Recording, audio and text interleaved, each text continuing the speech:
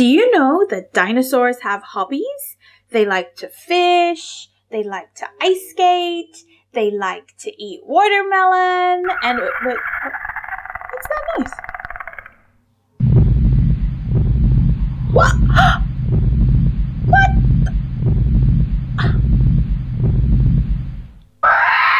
They like to ruin people's videos.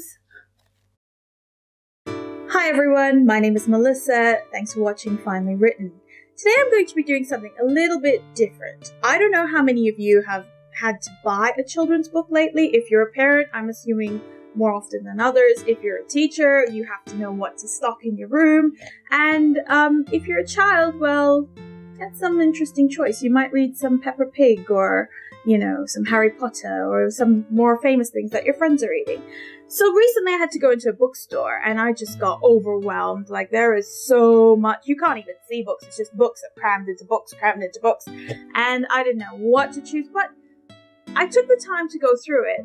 And, I had this conversation with my nieces and my nephews, and they were like telling me, oh, you're always telling us what to read, or that we should read more. So this video and this series of reviews on children's books is dedicated to them.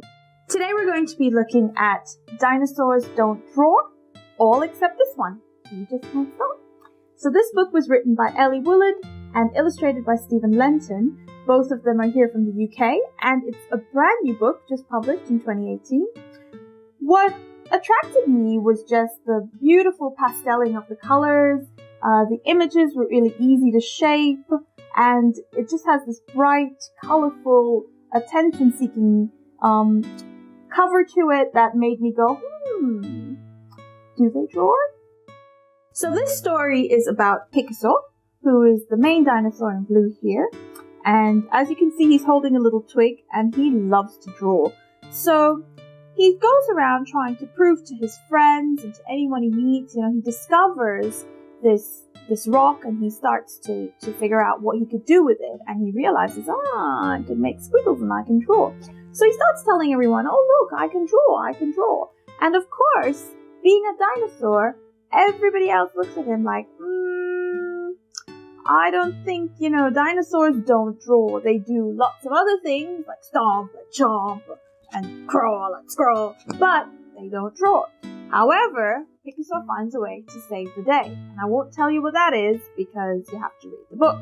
It's quite an exciting story. It is a page turner and it's fun for both adults and kids. They nibble and dribble, they nip and they gnaw, but whatever they do not ever draw. We're brave and we're bold, we're fierce as can be. Come to the forest and then you will see. It's got that rhythm in the language, and also bits and pieces focus on particular words like stamp and stomp, and you get that pronunciation going on. So if children were to read along with you or to read after you, you could get those muscles going on their word formation. So it's quite a bit of fun playing. It's a good wordplay book. Of particular interest that really attracted me to this book was the illustrations by Stephen Lenton. I feel like, the use of pastel is something you don't see that much in children's books anymore. And, there is a beautiful progression in the colors and in the pacing and in the setting of each scene. So, for instance, you have dinosaurs who are looking on to what's happening here, but there is continuity in terms of where they pop up next in the story, and there is that bit of that ongoing impressionist work happening in the background there.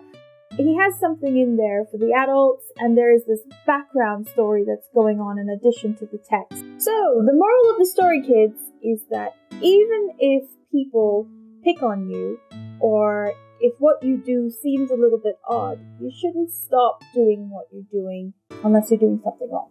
But you shouldn't stop doing what you're doing or believing in what you believe in. You should stand up for yourself. Be a dinosaur and don't be discouraged. So I'm going to rate Dinosaurs Don't Draw as a 5 out of 5. I think it's a great addition to any child's bookcase. It's got, fantastic story that they can enjoy on their own. Great exercises for them to do in terms of patterning the drawing. And it's something that a parent and a child can enjoy together. So if you are like me and you're occasionally looking for a book for a young kid, it's a good option to get. Definitely encourage you to go out and stock it. Thanks for watching, guys. Be sure to make a comment, like this video if you like it, and subscribe. Be a dinosaur and don't be discouraged.